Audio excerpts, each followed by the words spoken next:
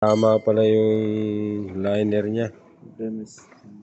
Kaya magiging general overhaul na siya.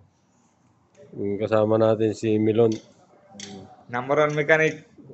Target PMB. Naabutan na yung makina ng 6SK1 natin na binuo.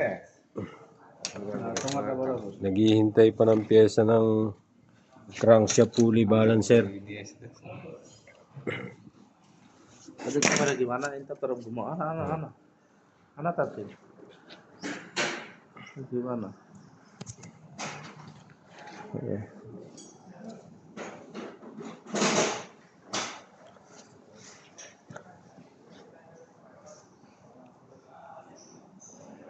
the big mechanic Mr. Rolly, all engine fitting. Okay.